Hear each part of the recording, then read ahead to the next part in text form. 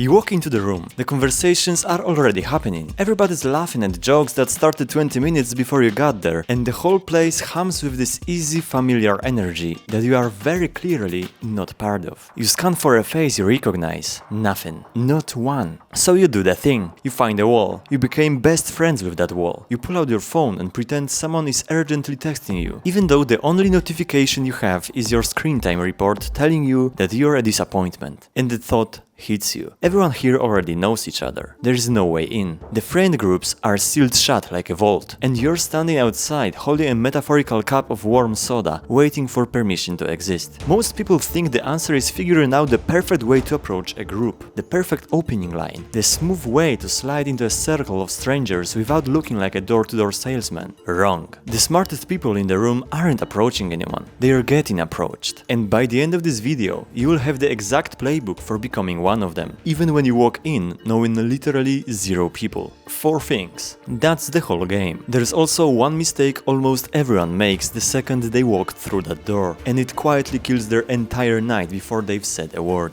Hold that thought. We'll get there. Let's start with the thing nobody wants to hear, because it's the one that does the most work while you do the least. The way you look. I know, you wanted psychology, you wanted some clever brain trick. We'll get to the brain stuff, I promise. But here's the truth that stings. Easiest way to never have to approach anyone is to make people approach you, and the fastest lever for that is how you show up. Not your face, not your bone structure, your effort. Here's the part that should make you weirdly hopeful. The bar is on the floor. It's underground. Most people, men especially, walk out the door wearing whatever was closest to the bed. No haircut, no styling, no perfume. The bird situation looks like a community garden nobody tends. For a huge number of guys, the entire pre-party ritual is putting on shoes. That's it, and they're ready. So when you actually try, you don't have to become a model. You just have to be the one person in the room who clearly made a decision. A haircut that's on point, clothes that fit and look intentional, a bit of perfume that announces you walked in before you say a single word. And here's the thing people get wrong about attractive people. You think they rolled out of bed glowing. They didn't. The people you label naturally attractive usually spent over an hour getting ready before they ever stepped outside. The polish you're jealous of is a choice they made in a mirror, not a gift they were born with. Want proof this works? Look at what women already do. They obsess over how they look, hours of getting ready, and the payoff is that people walk up to them constantly. So constantly, it often becomes annoying. You'd assume that doesn't apply to men.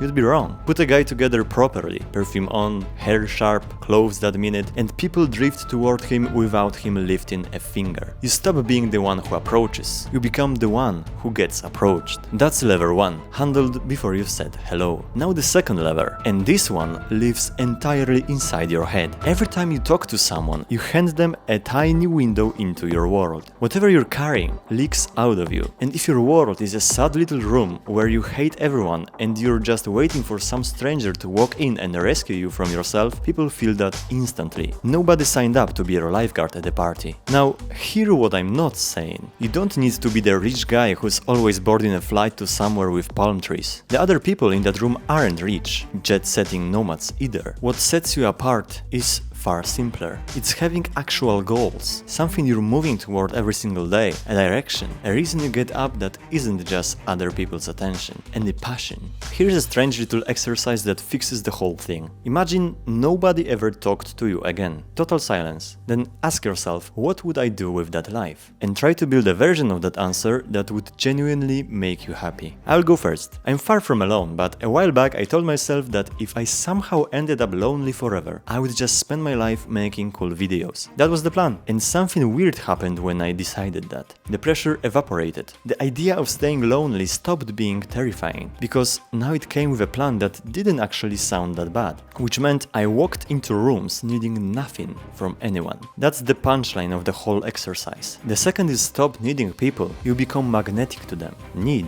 repels. Self-sufficiency attracts. When you're not silently begging the room to validate you, you turn into the one person who's actually fun to be around.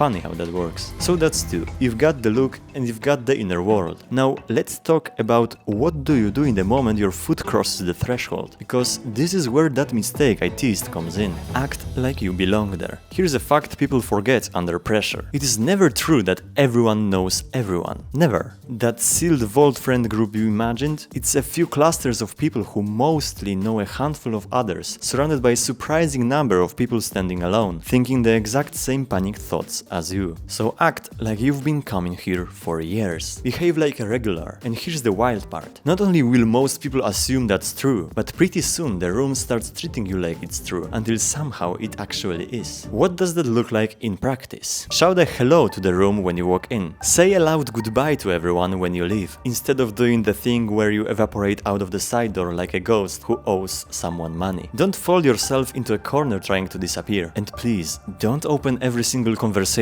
with "I'm new here." You can even take a quick lap around the whole venue early, so when someone asks where the bathroom is, you know exactly. Now, you're not the new guy, you're the guy who gives directions. And there's the mistake I promised you, the thing that quietly kills your night before it starts. It's the silent entrance, sneaking in, head down, hoping nobody clocks that you arrived, trying to be invisible until you feel ready. Because here's what invisibility actually does. It tells the entire room you don't belong. And they believe you because you're the one broadcasting it. You become furniture, and nobody walks up to a chair to make conversation. The quiet entrance isn't safety. It's a sign you hang around your own neck that says, "Please ignore me." So don't tiptoe in apologizing for taking up space. Walk in like the place has been waiting for you. Which brings me to the fourth and final move, and it's the one that turns this from theory into your actual night. Look for other abandoned people. When there is a group already formed and locked in, sometimes it really is impossible to crack. They've got their inside jokes, their rhythm, their history, they're happy. They are not scanning the room for new members, and trying to force your way in feels like elbowing into a photo nobody invited you to. Fine, leave them, because here's what you'll see the second you stop staring at the main group. There are always people who aren't in it. People standing at the edges. People doing the wall and phone routine you were doing 4 minutes ago. They are alone, exactly like you, and every one of them is silently praying somebody, anybody, comes over so they don't have to keep pretending their phone is interesting. That's your person.